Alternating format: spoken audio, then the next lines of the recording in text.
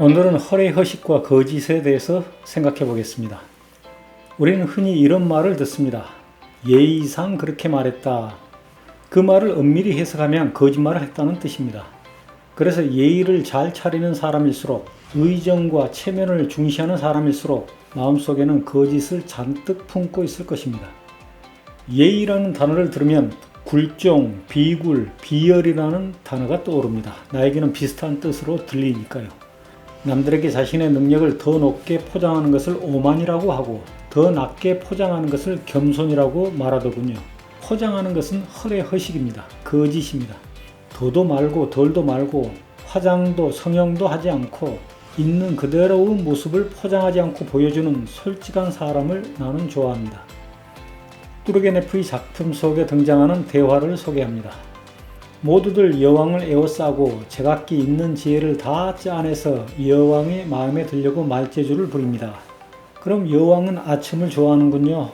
참 심술궂은 양반도 다 있어. 번번이 나무 말을 가로채고 그야 비위를 맞춰주는데 싫다고 할 사람이 어디 있겠어요? 나는 가난한 섬마을에서 자랐습니다. 고기를 많이 잡아오면 어부들은 술을 마시며 쉰 소리로 노래를 불렀습니다. 그들은 거칠고 지저분한 손으로 탁자를 두드리며 노래의 장단을 맞추었습니다.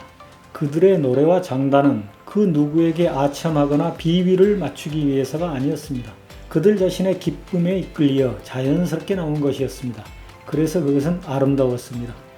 마을에 병든 사람이 있어 폭풍으로 인해 배가 육지병원으로 병자를 실어 나가지 못할 때 마을 사람들은 눈물을 흘리며 애통해 했습니다. 남의 일이 아니기 때문입니다. 가난한 섬마을에는 허례허식이 없었고 체면이고 나발이고 없었습니다. 예의나 예절이라는 것도 윗사람이 아랫사람에게 요구하는 것이지요. 조선의 유대 사대주의자들은 중국에 굴종하였고 중국은 조선을 하대하느라 동방예의지국이라고 불렀겠지요.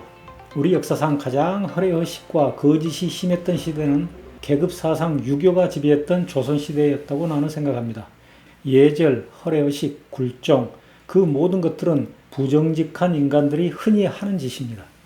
솔직한 인간, 너무나 인간적인 산초가 돈키호테에게 말했습니다. 솔직히 말씀드리자면 비록 빵과 양파라도 예의나 범죄를 지키지 않고 한쪽 구석에서 혼자 먹는 편이 훨씬 맛이 좋습니다.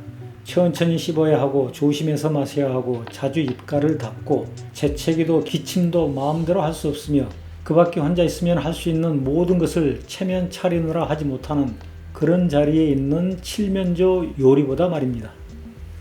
그리고 처음 만나는 사람들의 예의라는 것은 대부분 상대에게 첫인상을 실제보다 더 낮게 하려는 거짓 수작입니다. 모파상의 말을 들어보겠습니다. 예의를 차려 서로 인사를 하고 나자 더 이상 할 이야기가 없었다. 그래서 까닭없이 서로를 칭찬하기 시작했다. 후작 부인은 쥐리앙 부부를 친절하고 공손하게 맞이했는데 그 행동이 가식이라는 게 다 드러나 보였다. 흰머리를 모두 뒤로 넘긴 뚱뚱한 후작은 말투나 몸짓에서 오만함이 뚝뚝 떨어졌다. 무엇보다 예의를 중요하게 여긴다는 그들은 상대방의 대답도 듣지 않고 직거래했으며 무관심한 태도로 미소를 지었다. 그들은 신분이 낮은 귀족들을 맞이하는 예의에 최선을 다하고 있는 듯했다. 몇 년 전에 써서 내 아이들에게 들려주고 싶었던 첫 인상을 낭송해 드리겠습니다. 얘들아, 누군가 처음 만나게 되거든 너희들 최선의 모습을 보여주지 말거라. 너희들이 가진 것들 중에서 중간 정도 보여주거라. 차, 옷, 가방, 외모 중간 정도로 꾸미어라.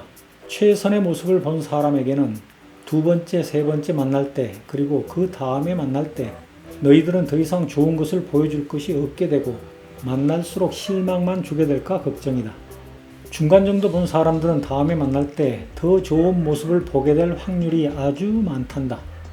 만나면 만날수록 실망스러운 모습, 만나면 만날수록 나아지는 모습. 첫인상을 어떻게 설정하고 싶으냐?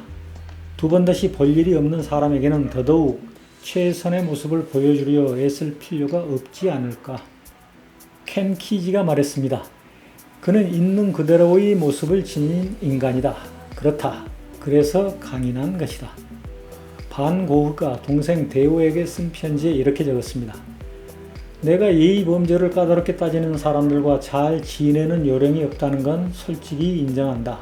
하지만 그 대신 가난하거나 평범한 사람들과는 더 잘 지낸다.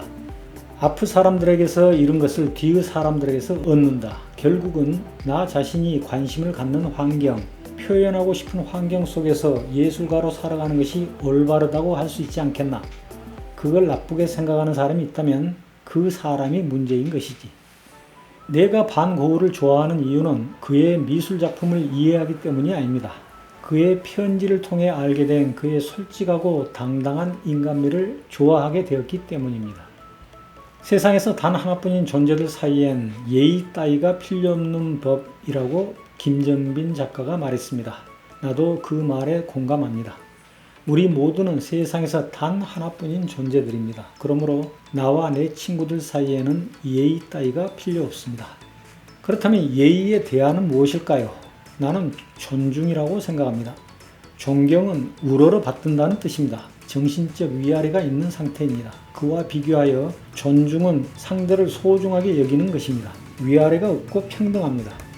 부모가 자녀를 소중하게 여긴다 하여 부모가 자녀의 아래에 있는 것이 아닙니다. 연인을 소중하게 여기고 친구를 소중하게 여기는 것은 평등한 관계입니다.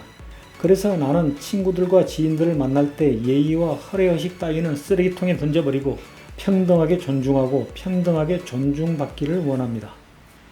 해양대학교 실습선이 원양 실습을 할 때 거의 해마다 필리핀에 들릅니다. 나는 후배 회기사들과 후배 학생들을 만나보기 위해 실습선을 방문하곤 했습니다. 그들이 나를 사장님이라고 부르면 나는 싫어했습니다. 나는 이렇게 부탁했습니다. 여러분들은 나의 직원이 아니고 여러분들과 나는 사적인 관계이니 사장이라 부르지 말고 내 이름을 불러준다면 더 좋겠지만 그것이 아직은 우리 한국 사회에서 시기상조일 것 같으니 그냥 선배라고 불러주세요. 나이 20이 넘은 성인들끼리는 모두가 위아래 없이 평등하다는 것이 나의 지론이랍니다. 감사합니다.